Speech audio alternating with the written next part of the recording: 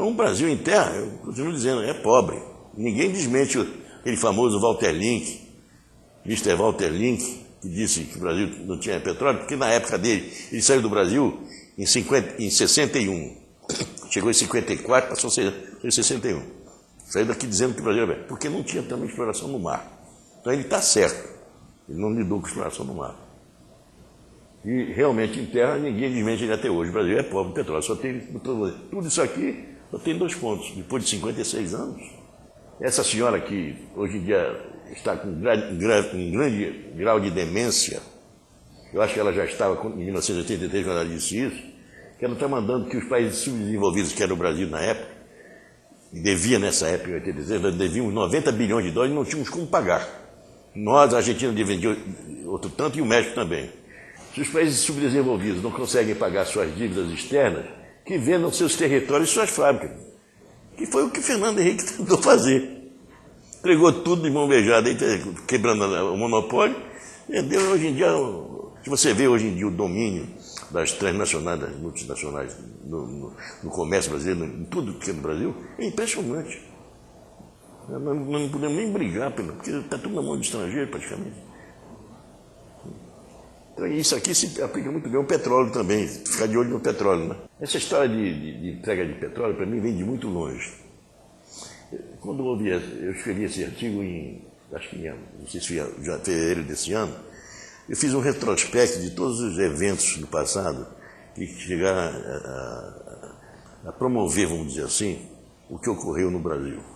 Mas só para dar eu vou me fixar aqui, esse Clube Bilderberg, em 1954, nada mais era do que um grupo que se reuniu na Europa, mais precisamente na Holanda, sob o comando do príncipe Bernhard da Holanda, que nada mais era um grupo que por gente importante, ministros, subministros, até a realeza britânica, etc., faziam parte desse grupo. Nada mais era o seguinte, fazer um governo único, global, mandava em tudo, senhores do mundo. E esse troço foi preservado, viu? Comissão trilateral, depois que a União Soviética caiu, ficou o japonês, todos eles queriam, dependendo da matéria-prima dos países subdesenvolvidos. O Brasil está na lista, segundão, né, dependendo ali. E aí vai, o relatório que esse dia para mim, esse aqui, então, o problema de garantir para os Estados Unidos. Imagina você, ele era alemão, estava nos Estados Unidos e ele tinha já tinha sido secretário de Estado americano, todo mundo se lembra dele. Escreveu um livro também, um ou 2 livros, seria uma opção de livro. Mas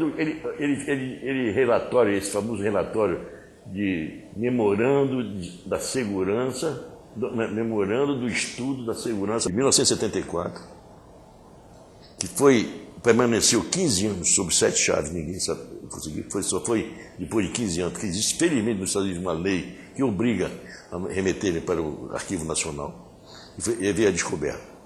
Então, o que ele faz aqui nada mais é o seguinte, eu vou falar porque eu acho isso muito importante, em vista desse negócio de vacinação em massa. A condição que ele impunha é o seguinte, para que os Estados Unidos mantivessem o fluxo necessário de matéria-prima dos países como o Brasil, e ele lista 13 países-chave, o Brasil também está logo no maior. Para manter o fluxo de matéria-prima desse país, é necessário o quê? Reduzir a população. Ou então,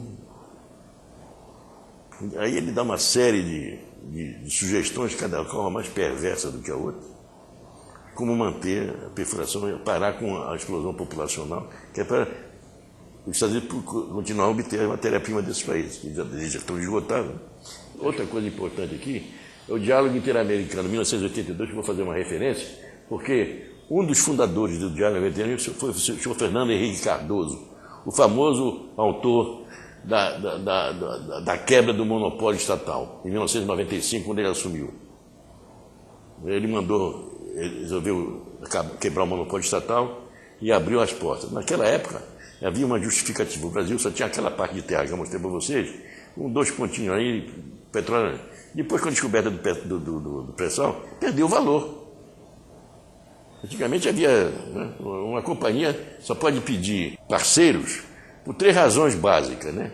Uma é carência de capital, segundo, carência de tecnologia e terceiro, excesso de risco. Mas não temos nenhum disso com pressão. Então não se justifica mais essa mudança. Volta a Petrobras, 100% estatal. Não há razão mais nenhuma. Nós que descobrimos o pré-sal, ninguém, foi através do nosso trabalho, não foi americano nem estrangeiro nenhum. Nós aqui detemos a tecnologia, vem aqui o cara ganha um bloco desse, mas ele não paga o direito que a Petrobras levou estudando durante 6 anos, gastou 260 milhões de dólares, desenvolveu tecnologia para trespassar 2.000 metros de sal. Quem que vai pagar por esse estudo da Petrobras? Mas o que eu quero dizer com mensagem final é o seguinte, que nós, como ficou demonstrado aqui, espero que alguém tenha entendido pelo menos 30% disso aí tudo, para ver que nós temos que brigar para preservar o pré-sal para nós. Não é admissível esse projeto, esses 4 projetos, depois de 22 meses de estudo, pelo grupo interministerial, que ficou formulando as modificações do marco regulatório, que culminaram nesses 4 projetos de lei que estão aí sendo julgados no momento, sendo aprovados pelo Congresso Nacional, eles foram muito bem engendrados, mas engendrados principalmente no problema da partilha. Por que partilha? Eu estou dizendo que nós que investimos o dinheiro, nós que descobrimos, nós que temos tecnologia, não precisamos de parceiro nenhum. Que negócio de partilha é essa? Por que partilha? Se nós temos toda essa capacidade, como eu já disse. Então isso foi engendrado por eles, porque na partilha eles conseguiram injetar de uma tal maneira, forjar um negócio, que pese a Petrobras ficar com 30% como operadora, os 70% do restante ela vai perder e eles vão ficar praticamente com 70% de coisa. E outra, só para terminar, que eu acho muito atual, é que esse problema do royalty, no Brasil ninguém sabe disso, ninguém conhece em profundidade o problema do pré-sal, mas na hora que fala em dinheiro, todo mundo voou em cima, os políticos principalmente, cada um puxando a brasa para o seu estado. Essa ideia do Ibsen Pinheiro de dividir equanimemente, eu concordo, embora eu não concorde com os detalhes, né? Mas para mim é a ideia que eu tenho. O problema do pré-sal está a 300 quilômetros da costa, não tem nada a ver com o estado do Rio de Janeiro, não. É do Brasil todo. Tem que servir o Acre com Mato Grosso, certo? O Amazonas, que não tem fronteira marinha. Então nós temos que pensar no Brasil. O negócio da Haddad foi para o Brasil, não foi para o Rio de Janeiro, como fica brigando esse governador aí, brigando por causa do Rio de Janeiro, outro de São Paulo, outro de Espírito Santo, querendo tudo para ele, uma parte de leão para ele. Não é isso, não. Ele tem que tirar proveito de cabeça. Tem um troço, vamos dizer assim, patriótico. Tem que pensar em patriotismo, porque não tem cabimento puxar a brasa para minha sardinha e ficar com tudo. Que história é essa? Os outros. E é importante entender isso também, que, por exemplo, no caso dos royalties, que é o premente, essa emenda do Ibsen Pinheiro agora, coadjuvado pelo Henrique Alves, trazem uma coisa muito importante para todo mundo entender. O royalty era de 5% a 10%, ele aumentou para 15%. Imaginem vocês o que está contido nessa lei dos royalties, que ninguém percebeu, se não fosse a IPET levantar e dizer isso lá no Congresso Nacional.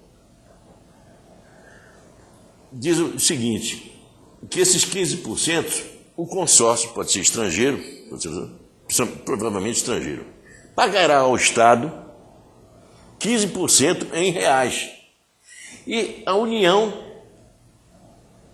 dá para ele, para o consórcio, em retribuição, em hora esse valor. Então quem é que paga o royalty? Quer dizer, o consórcio vem, explora o petróleo, vende, paga o royalty em dinheiro para o Estado, com indenização, aí recebe da União em óleo o valor do royalty que ele pagou. Então, quem no final pagou o royalty? Fomos nós, os bestas. Desculpa a expressão, mas eu termino por aqui, deixando isso aí em aberto. Obrigado.